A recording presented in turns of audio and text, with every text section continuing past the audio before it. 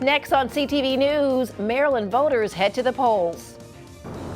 Early voting kicks off here in Maryland. I'm Katara Jones. I'll have everything you need to know coming up on CTV News.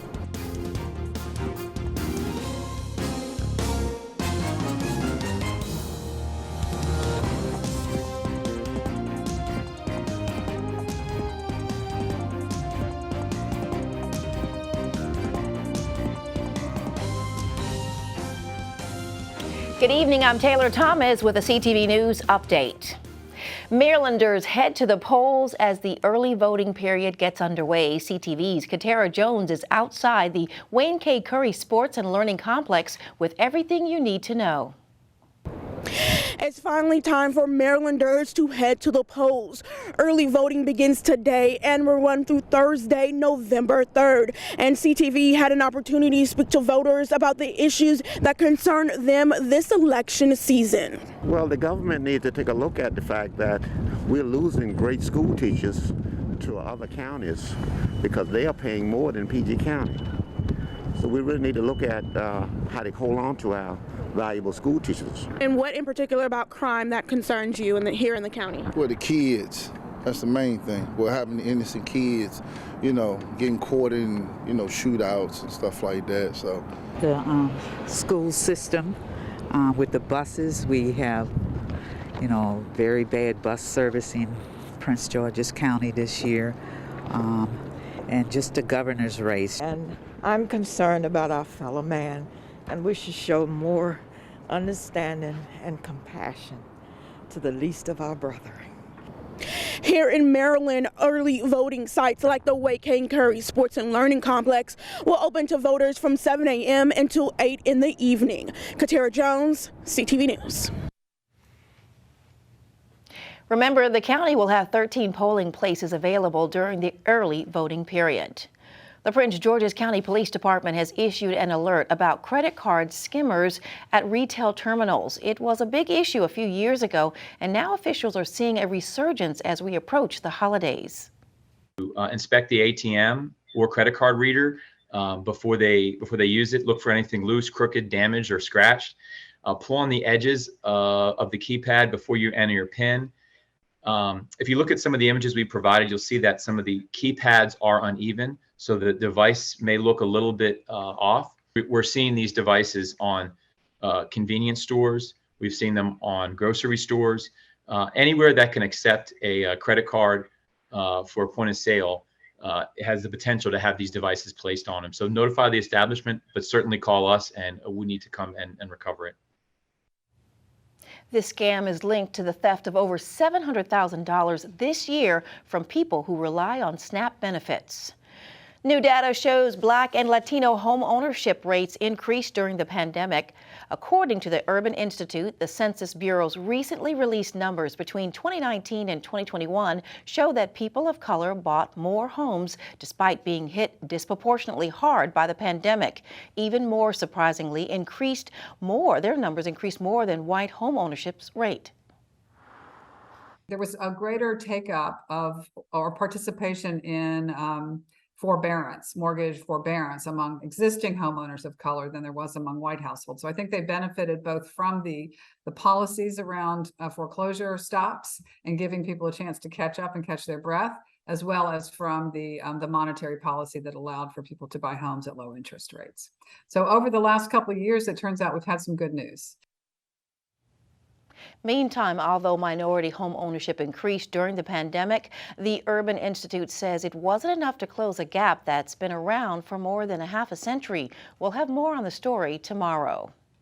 A new Trader Joe's opens in College Park today. The new store is located in the 4400 block of Calvert Road, just off Route 1.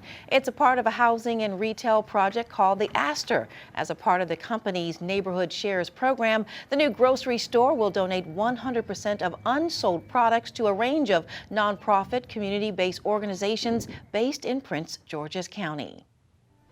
You're watching CTV News. I'm Taylor Thomas. Coming up, a visit to the Washington Horse Show, now underway in Upper Marlboro. Stay with us. I want to eat apples and bananas. I need to eat apples and bananas. Why can't I eat apples and bananas?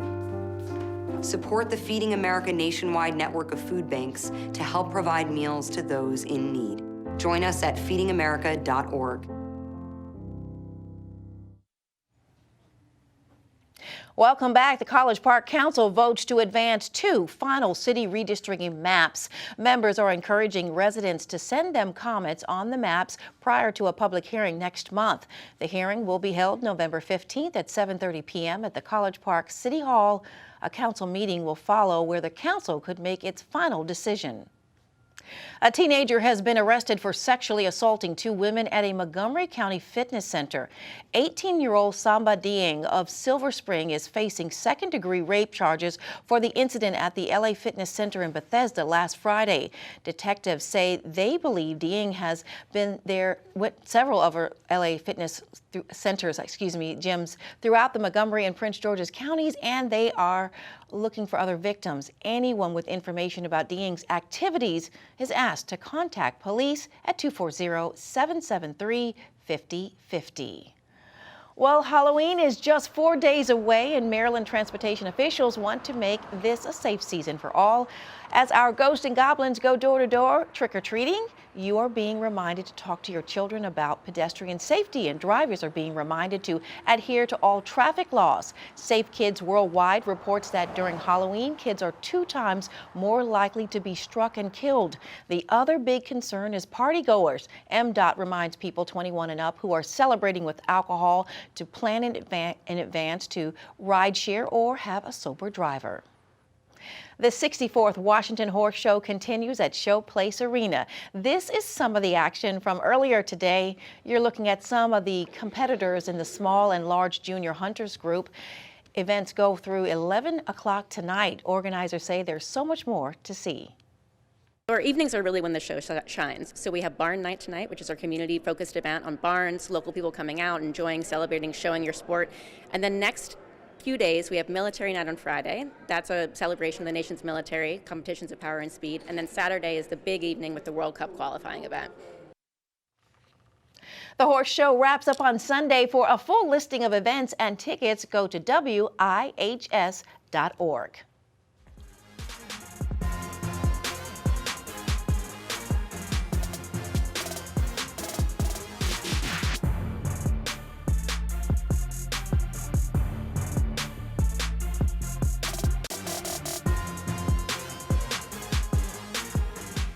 Hey there, sports fans. A program in this county that's known for excelling in sports like basketball and football is now starting a tradition of winning in a new sport.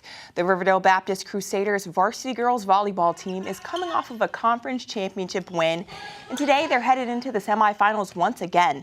The Crusaders might be new to the sport, but they have all the tools to excel, and head coach Amanda Lloyd is ready to build this program from the bottom up. We have a lot of height, which a lot of teams in the area do not have. At least 5 of our girls are over 6 feet, which is, in volleyball, obviously a really good thing. We will be losing 4 seniors this year, but we're excited to have a young team that we can really help grow the program here, win multiple championships, and be able to play with the big dogs, and say, hey, we're not just a small private school, we're here to prove something. Now, one program in the area that is known for its winning tradition is the University of Maryland women's basketball program. And tomorrow, the Lady Terps play in their first exhibition game against Frostburg State. Preseason All Big Ten team member Diamond Miller says there are tons of great games on their schedule this year. Yeah, there's a lot. I mean, from out of conference to in conference, it's going to be a battle every time we step on the court. So it's just a really exciting season. The game tips off tomorrow at 6 p.m. in the Xfinity Center. And Taylor, I'll be there at that game. Oh, will you? I will. Okay, I can't wait to hear the report. Yes, we'll see it on Monday. Absolutely. And still to come, a new healthy eating and lifestyle segment. It's called What's for Dinner. Stay with us. This year, celebrate Vote Early Day. And make your voice heard. Each year, the amount of people voting early grows. And this fall, over 220 million Americans can vote early. In person. By dropping off their ballot. Or mailing it in. With so many options, you can vote when it's convenient for you. Election Day is the last day to cast your ballot. So the question isn't why vote early, It's why wait. Join the celebration and find out how you can vote early at voteearlyday.org. For dinner, that is the #1 question I think I hear from most families, especially in the midst of going through COVID and coming out on the other side of it for the last 3 years. So we decided here at CTV to help families just like yours and mine come up with creative, healthier things to cook, especially as we get ready to enter the winter months. And joining me for our first segment is Chef Nikisha of Royal Aki. Yes, Right? yes, you did. And thank you so much again, Taylor, for having me. I'm excited to be here today. I am so excited. So what are we making today? Yes, so to solve your problem, we're going to be making a roasted jerk chicken, oven roasted jerk chicken with some mashed plantains. We're not going to use mashed potatoes. We're actually going to use the plantain as a substitute for mashed potatoes tonight. And then we're also going to have some sauteed green beans, garlic green beans. What we're going to do is just take a little bit of this jerk seasoning. I say about 1/4 cup of jerk seasoning. You want to pour that in there. Perfect. I think I'm right there. Oh my gosh, that looks good. Yes. It smells good too. Yes. Just the seasoning. Okay. And so then you're we'll mix mixing that it? all around. So what we're going to do now is I'm going to get the grill, Okay. and we are going to oven grill this jerk chicken. Love it. Perfect. Looks good, Taylor. Doing awesome. I'm going to throw some fresh thyme in there too.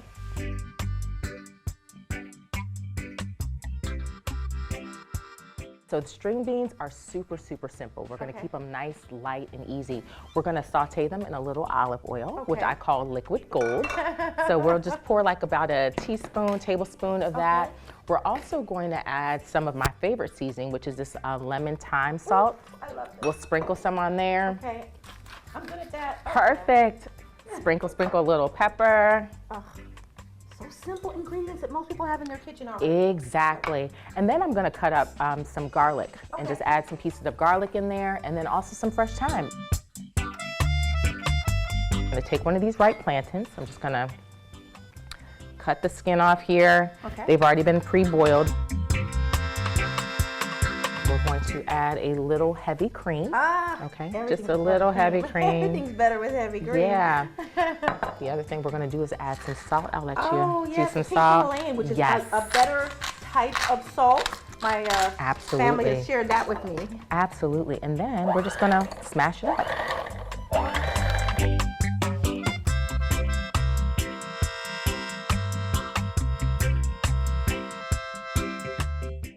So good. I'm a Yes. chef.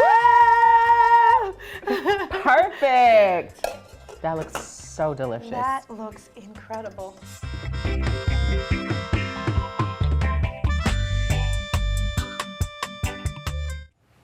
So what did you think, Laurencia? It looked amazing. How did it taste? Oh my goodness, it was incredible. And you have roots. Your family's from Jamaica. I am from the Caribbean. Listen, so I mean, it looked amazing. I'm pescatarian now, but I would have loved to try it. So.